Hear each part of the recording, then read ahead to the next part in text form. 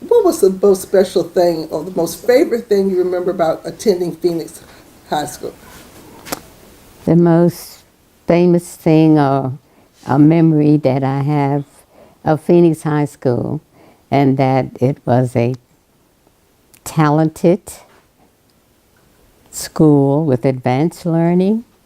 We had an integrated faculty, but not an integrated school, student body. Now, you said an integrated faculty. Could you explain that a little bit more? We had as many white teachers as black teachers, Okay, these were regular teachers, not regular teachers, because the founder of Hampton University was a part of Phoenix, and that's why the faculty was integrated. But the student body was not integrated. okay. Now, what years did you attend Phoenix? From 40, from 42 to 46. Okay, 42 to 46. And during that time, No, incorrect. all right, what years did you attend? You have to help me here. I finished Phoenix in 1942. Okay, you finished in 1942. That's right. Okay, and the time that you spent there, what was your most favorite memory about the school? The most favorite memory of the high school was the education that we received, Why was that so special? because of the courses that were offered that most black schools did not have, like typing, bookkeeping, family guidance, music. We had an excellent musical arts program, and at that time, Phoenix was the only high school that had a first-class orchestra. A first-class orchestra. That orchestra, yes, right. Okay, then. Now, I know you probably excelled in everything, but what was your most favorite class? My most favorite class was biology, I see. and I decided that I was going to major in biology until the instructors start cutting open animals. And I said, no, this is not for me. So what became your second special class then? History, History. And then why'd you select history then? because I like history. And when I was teaching at Huntington for 40 years, that's what I taught. Okay. What about the teachers? Were they very nurturing to the students? Very. In fact, high school was our second home How so? Why was because the that second home? teachers trained us and took care of us and acted like they were our parents. They're very caring teachers. And did they give you any kind of life lessons for you as well as the academic lessons? Oh, yes. Yeah, prepare you. Give me Yes, some examples. they of the did things it by you taught. example. Okay. And how so was that? You mean How did they do it by examples? Just the way they lived? the way they lived their life and the way they cared about the students.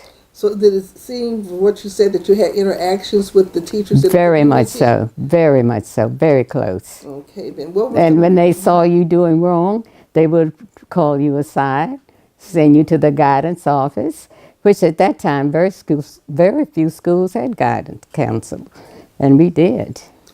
But the connection was that while at Phoenix, most people didn't realize Phoenix was connected to Hampton University. In fact, Phoenix was the laboratory school for students in education at Hampton University.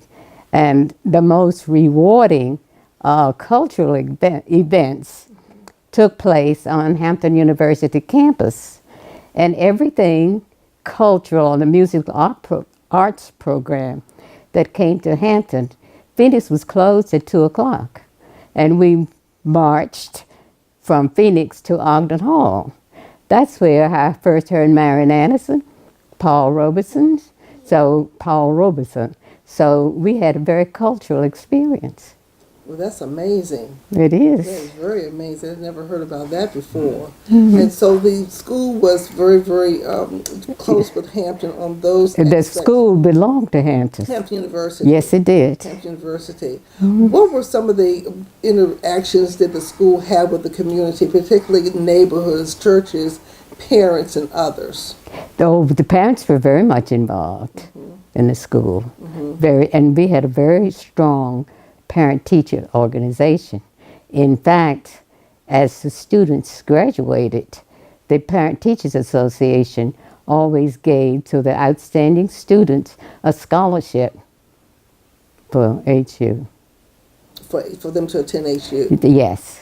Now, also, the school was a segregated school then. Did the students ever feel any type of problems from the community or feel that they were getting some shortness of things No. being an all-black school? No, they did not.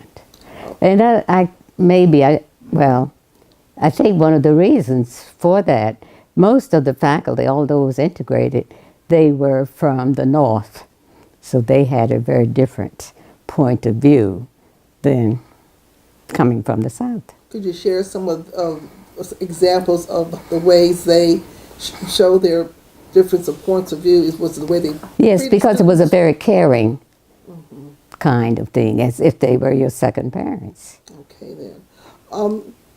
When you were at Phoenix High School, did you have did the school have any type of interactions with other African American schools in the area, like in Newport News, Williamsburg? Oh yes, yes, yes. What were Hampton. some of those, The main interactions? competition was between the football teams. Oh, really? Because Huntington would always beat Phoenix. And after the game, if they lose, they had to run to the bus and jump on the bus because there was always a fight. Always. So they've always been there. Oh, very competitive, very competitive. What about up in Williamsburg? There are schools up Yes, in they Williamsburg? played Petersburg, Okay then. Richmond, All over. yeah, all over. But the greatest competition was between Huntington and Phoenix. Okay. The other thing I wanted to ask about is when you were in the school, even though you all were more like a family, how did the teachers prepare you to be able to thrive and to work in a segregated society once you finished high school and you went on to college? What sort of things did they do to help you? They prepared us for mainly in education. For an example, we had a white supervisor, and we always called her Shirley Temple. But she was the best as far as preparing you.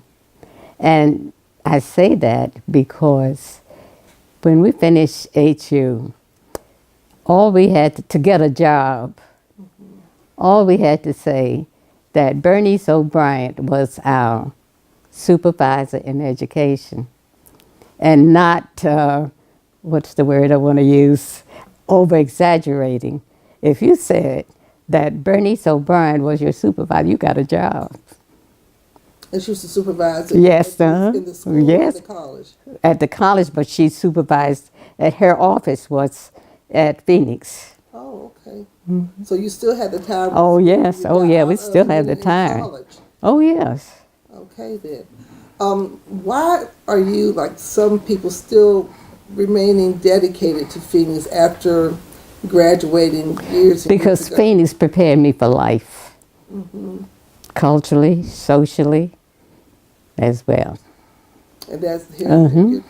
Is there anything else you want to say that I haven't touched on about the school, the people, the I think life I've there? said just about everything that I can remember at this point. You remember a lot. Okay, then. Okay, Thank you very much. all right. Okay, that was 10 minutes.